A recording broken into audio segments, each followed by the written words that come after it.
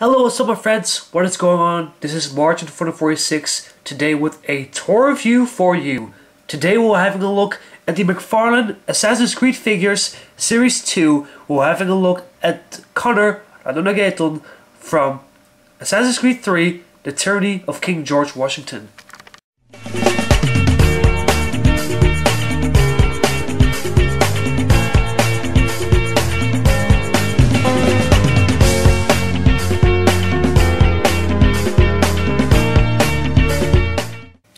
Awesome. Couple of things I have to mention. First of all, I was really long overdue to get another Assassin's Creed review for you guys. My last review on Assassin's Creed, well actually something based on Assassin's Creed, was back in November. It was on the Assassin's Creed Mcfarlane Series 2 figures on the Black Bart, Benjamin Hornigold, and I think I would say Blackbeard. Yes, Blackbeard. And for the rest of the year, I didn't post actually anything because I had a break because of school and my exams, summer, which actually just came back a few days back, and all that personal stuff. Also, my new school has just started a few days back, so I will do talk about my school year this weekend. So that will definitely coming, and of course, loads and loads of more action figure reviews. And I will start with Connor, well actually Ratonhnhaké from Assassin's Creed 3, The Tyranny of King George Washington. And some people will ask, why do you review this figure so lately? Of course, in the USA and I think in South America, these figures are actually for a while out in the stores. These figures actually came in October 2013. The problem that we have here in Europe is the fact that, of course, these figures came with come with exclusive DLC, or yes, the DLC content. Of course, weapons or all that stuff, outfits which you can use in the game Assassin's Creed 4 Black Flag, or actually avatars which you can use on the website called Assassin's Creed Initiates. The problem that we have here in Europe is the fact that the codes only work in the US and South of America. And because of that, Europe really cannot get these figures here in, of course, Europe. In retail stores, actually. So, a lot of comic stores, including Vision Toys, one of the best comic stores here in the Netherlands, had to order figures like these in the USA. And we actually had to wait a very long while to actually get these figures. I mean, really, these figures actually came in the Netherlands finally in about, I think, 2 weeks back. 2 weeks back, these figures finally came into the comic stores of the Netherlands. So that's actually the reason why I actually reviewed this figure so lately. But get away a topic here. This figure, made by Mcfarlane, is a great figure. It is definitely a great figure. And some people say, yes, of course he is great, but isn't he just a straight on repaint and a retool from the Connor we got actually from the previous series? Well, from the waist down, yes. From the waist down, he's of course a repaint. But from the top, he's actually a much different looking figure. And of course, Connor right here, I've actually reviewed them last year. I really do like this figure. But at the end of the day, of the two figures itself, I think I like this one more so. The reason why is the fact that this figure, looks just, I think overall, just better. It has a better paint skull, not a paint skull, but a paint scheme, more, well, not really more articulation, much more feasibility of articulation, I should say, and overall execution. I think this figure is better. Of course, many reviewers that actually reviewed this figure had problems. Many people weren't as big of a fan of the Mcfarlane Connor figure. Myself actually really like this figure. Of course, I had downsides to this figure. First of all, the thing that bothered me the most is the fact that this piece right here, which Hatham suffered as well with that this particular piece right here is a hard, solid plastic.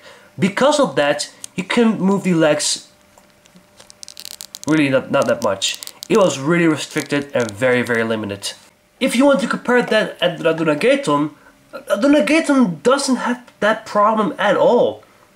Being the fact that this figure is much more updated and has a much more likable quality to it, it is a much better, it is not really, well, it is a better figure if you ask me.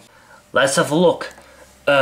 First of all, I really liked his design in the DLC itself. As design wise, I still of course prefer the assassin corner more so, but the design of Ratonhnhaké in the Tyranny of King George Washington was awesome if you ask me. Take a look at the figure. The paint is done really well. Really well. Being the fact that the paint looks really good and clean, it makes the figure look, of course, better if you ask me. Take a look at the face. Very nice head sculpt of Ratonhnhaké. It isn't 100% still, but it is definitely there. The tattoos are looking very nice. I also was a very huge fan of the use of the tattoos. Being the fact he, of course, take a sip of the tea from the tea of the Great Willow. I'm sorry. 3 times was overkill if you ask me. That is also one of the reasons I wasn't that much of a fan of the combat and use of powers of Tyranny of King George Washington. But anyway, the tattoos are looking very nice. You can see some tattoos right here. Being the fan base in the way, you can see a little bit right here. And overall, the paint scheme is done really well. The sculpt is very nice as well. Being the fact that these are the same boots of the previous series, Connor, it is still a great sculpt. Sorry. If you want to take a look at the articulation of this figure, the articulation is quite the same on these figures, but the head of Ratonhnhaké right here is on a ball joint. It is very nicely movable, and you can move the head quite freely, being the fact that the hood is only sculpted on the top of his head. The rest of the cloth, or the fur I should say, is a loose piece. So you can move the head up and down, side to side, and kind of tilt it, which is nice. The shoulders are on the ball joint, so you can move them in and out just a little bit, back and forth.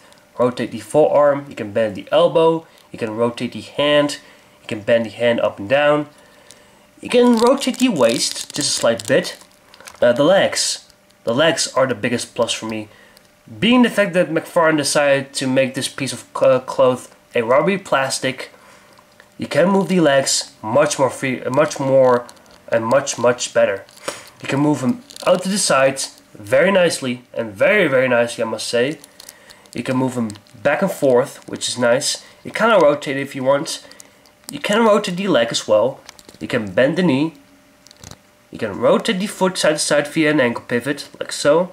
And you can move the feet up and down. So that's certainly loads and loads of articulation. In the way of Ratonhnhaké's accessories, first of all, he came with a bow, 2 pistols, the hidden blade, and of course, his signature tomahawk. First of all, his hidden blade. The hidden blade is this time a little different if compared to the AC3 Connor. A quick comparison. The AC3 Connor hidden blade was cool, but it definitely needed some more paint. This one definitely is the better of the two. It has a nice wash, it has a nice, overall, a much more realistic paint to it. One thing I really do like about this one is the fact that this one has this black additional paint, which makes the blade more realistic because this is the way how it looked in the game.